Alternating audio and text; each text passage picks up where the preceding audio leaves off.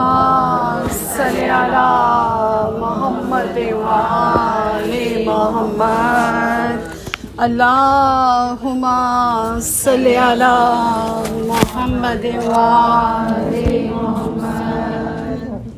بسم اللہ الرحمن الرحیم۔ السلام علی الحسین وعلی علی ابن الحسین وعلی اولاد الحسین وعلی اصحاب الحسین۔ قرآن کریم میں آتا ہے، اور جو اللہ کی راہ میں مارے گئے انہیں ہرگز مردہ نہ خیال کرنا، بلکہ وہ اپنے رب کے پاس ہیں اور روزی پاتے ہیں۔ ہم جو مجالس اپنے آئمہ علیہ السلام کے لیے منعقد کرتے ہیں، ہمارے ایک ایک امام شہید ہیں اور پھر درجہ شہادت کے اس عہدے پر فائز ہیں کہ جن کی نظیر نہیں ملتی۔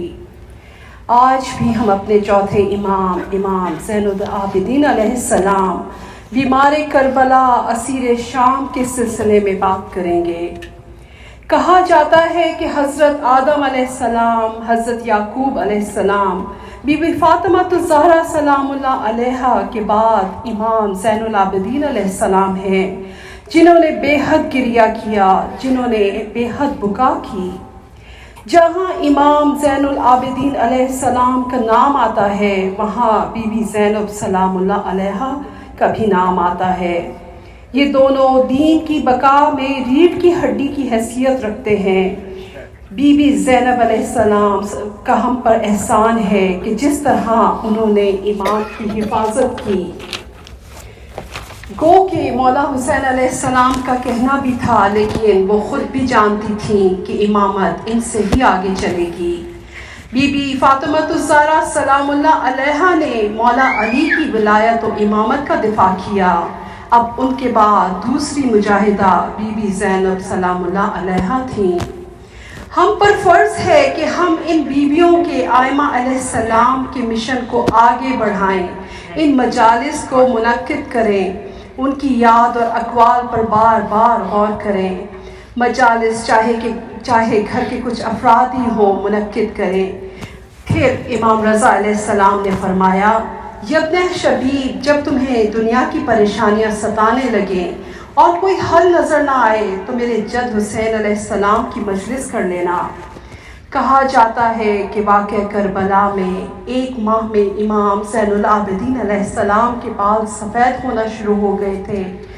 امام بہت گریہ کیا کرتے تھے اور انہوں نے شادیوں پر جانا بھی ترک کر دیا تھا، مگر جب شہاب الدین زہری نے کہا کہ وہ شادی میں آئیں اور وہ مولا حسین علیہ السلام کی مجلس کروائیں گے تو مولا نے قبول کر لیا۔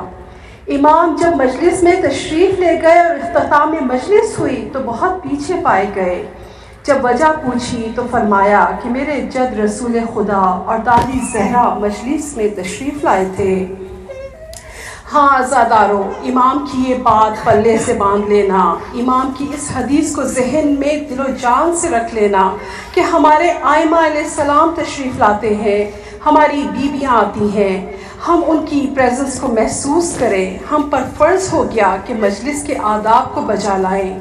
یاد رکھیے، پریزنس ان کی وہی محسوس کر سکتے ہیں جو مولا کے غم میں حقیقی معنوں میں شریک ہوں اور ان کے مقصد کو آگے بڑھانا چاہیں، اپنے بچوں کی تربیت اس رستے پر کرنے کی کوششوں میں مصروف ہوں۔ اصل میں دل و جان سے جو ان سے محبت کریں گے، اپنے کردار کو اس سانچے میں ڈالیں گے، اور کردار عمل کے بغیر ممکن نہیں، تو وہی ان کی پریزنس کو محسوس کر سکیں گے۔ اب آخر میں امام علیہ السلام کی وصیت پر غور کرتے ہیں جو انہوں نے امام محمد باقر علیہ السلام کو فرمائی۔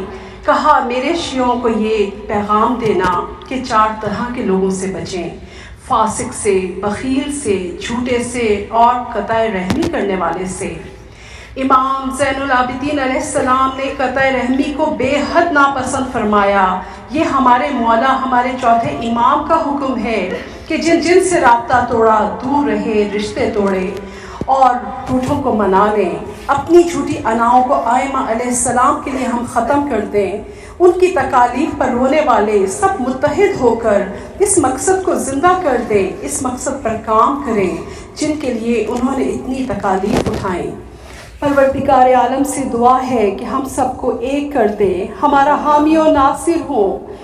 हम इमाम ज़ैनुल आबिदीन अलैहिस्सलाम और तमाम आइमा अलैहिस्सलाम के अक़वाल पर गौर करें, खुसूसी तवज्जो दें, कुरान और हदीस पर अमल पैरा हो और अपनी नस्लों में मकसद हुसैनी मुंतकिल करें और हमारे बच्चों की तमाम की राहें खुल जाएं। वो इस मकसद को आगे बढ़ाएं, अपना वक्त और एनर्जीज़ खुसूसी इन कामों में सर्फ करें, दुनियावी उलूम के साथ साथ, और हर तरह से कामयाब व कामरान हो।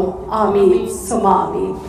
अल्लाहुम्मा सल्ली अला